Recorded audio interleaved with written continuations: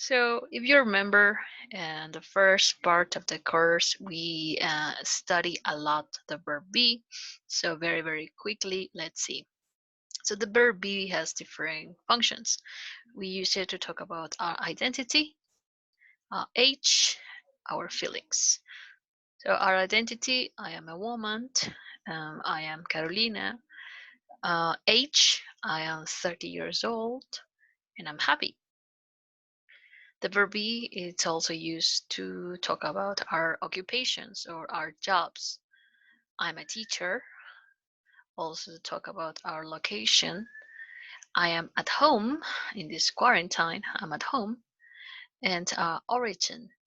I am Mexican or I am from Mexico.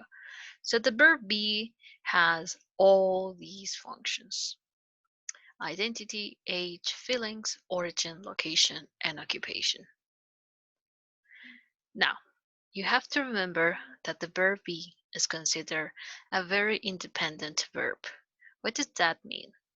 Well, it means that when you want to make, for example, a negative form, for example, you have I'm hungry, or we're students, or they are Canadian, or she's a singer. How do you make the negative? Well, you just have to add the not directly. So I am not hungry, or we are not students. This is also the case for the question form. It is very direct. We don't need anything extra. So the negative, well, is I am not, we are not, they are not, and she is not. And for the question form, here you only have to invert the order and say, am I hungry? Are we students? Are they Canadian?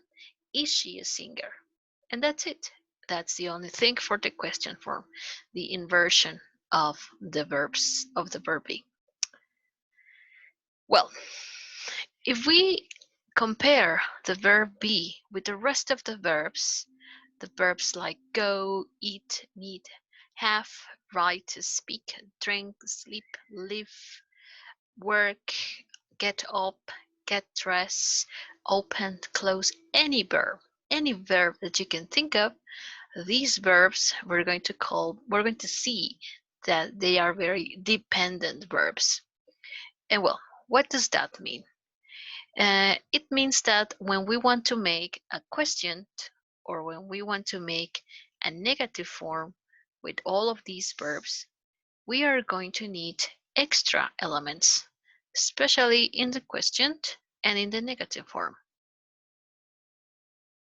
So, for example, if you have the verbs run, eat, and you say I run, I eat, I speak, I know, well, you're going to need an auxiliary, something extra. This extra element is called the auxiliary, and you have to say it for the negative. I don't run, I don't eat, I don't speak, I don't know. And for the question, also you have to say, do you run? Do you eat? Do you speak? Do you know? Again, we have this do, and over here we have the don't. So when we say that these verbs are very dependent, it's because they need auxiliaries. The auxiliary do and the auxiliary don't. Remember, we only use auxiliaries in the negative and in the question form.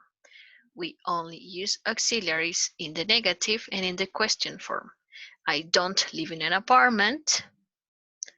Do you like New York?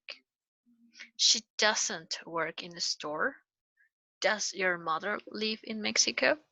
Negatives and questions. Negatives and questions. This is the only situation where we use auxiliaries, not in the affirmative, just negatives and questions. Okay, if you want to practice this, you can check this exercise. Be or do is in the blog that I created for you. So if you feel that you need to practice this, if you don't know if you need to use the verb be or you need to use the verb do, well, take a look at this exercise and you can have some practice.